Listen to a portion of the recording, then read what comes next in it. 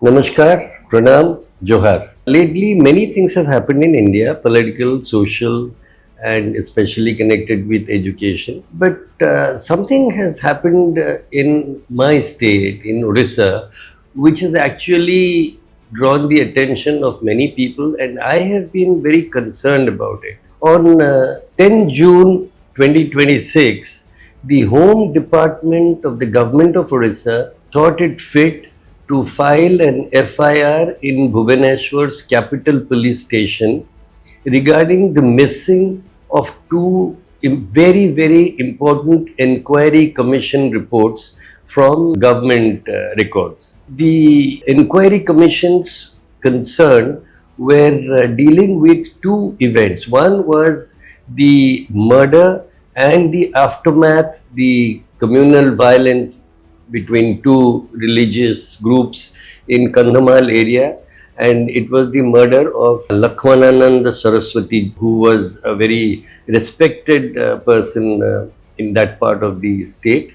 And the aftermath, that time it was said that Naxalites had committed the murder, but eventually, and Dharitri and Odisha Post had also reported this, there was no evidence that Naxalites had committed the crime, because that was obviously not in the ambit of the interest of left-wing extremists. So what really had happened, the inquiry commission had gone into that. There was thorough investigation, thorough inquiry into that. This was one incident.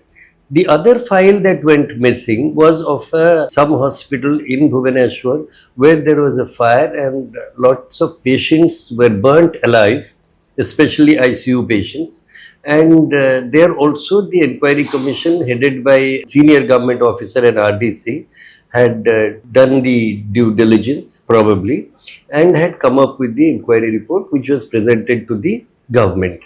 Now suddenly on 10th of June, the state government discovered that both these two inquiry reports are missing. That file completely, those two files are missing. It's very interesting to note how files can go missing from government records. This has come out maybe because the government is trying to be transparent. The chief minister does not want to cover criminals, so he would have definitely prodded the government machinery to file the FIR, because home is directly under him. This shows that when we are spending taxpayers' money, very many times it is running into crores, hundreds of crores, for setting up and the operations of these inquiry commissions. Eventually, if you see at a national level and in every state, any inquiry commission that I remember of, none of them have submitted their report within the initial specified time.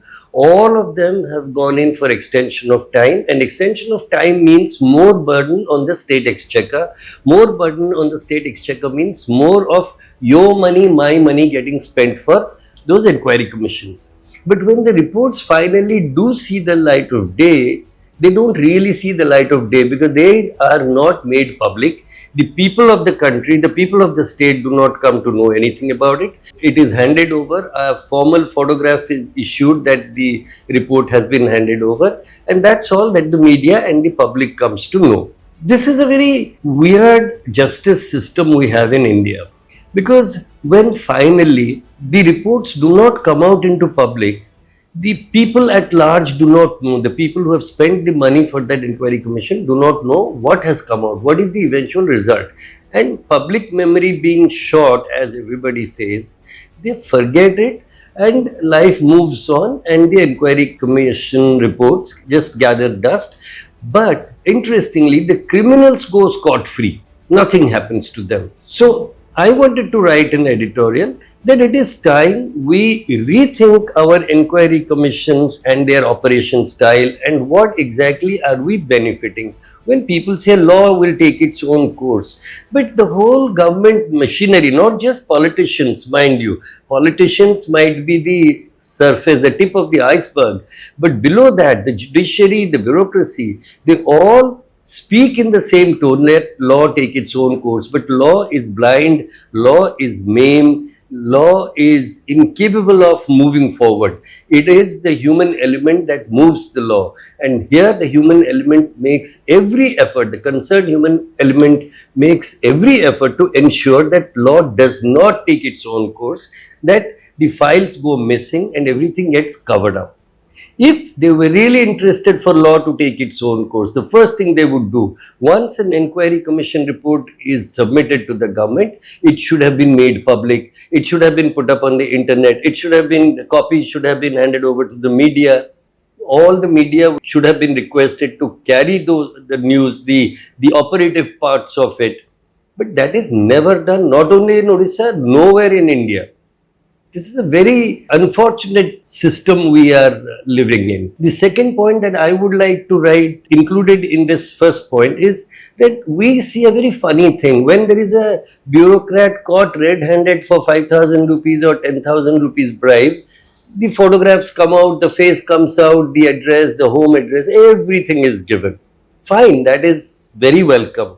But if there is a rapist, if there is a murderer, eventually if you see television, every state government, in Delhi also, in all the states, they cover their faces and make them stand at the back. So tomorrow you do not know, you could be traveling in a flight or in a train or in a bus, and the person sitting next to you could have been a murder accused who has managed to escape, or could have been a rapist who has managed to escape because of a small little flaw in the law. Some little proof could not be managed by the prosecution, and by virtue of that little shortcoming, the person has managed to escape the clutches of the law. There is a counter argument against this. They say that how can you punish somebody unless and until they are proven guilty by the courts? Okay, that also, let us admit, is correct. But we know the strengths and weaknesses of our judiciary. We know the strengths and weaknesses of our judges, our magistrates, and how much depth they get into. Apart from going to London to play badminton, what else they do, the subordinate judiciary, everybody in this country knows. The subordinate judiciary is quite incapable unless the government machinery backs it up in such a manner that they have no alternative but to implement the law. Then which is the government machinery aiding them? It's the police. The police is thoroughly corrupt. When there is an incident where the police gives the FIR and the police covers the faces of the people who are involved, the police can leave a small little loophole if it wants to. If there has been any kind of transactions, emotional, financial, social, whatever. Nowadays, even social transactions matter, which religion you belong to. You can escape on basis of your religion or your surname. So, when that happens, the judge also is ham-handed. They will not be able to function properly if the backup is not proper.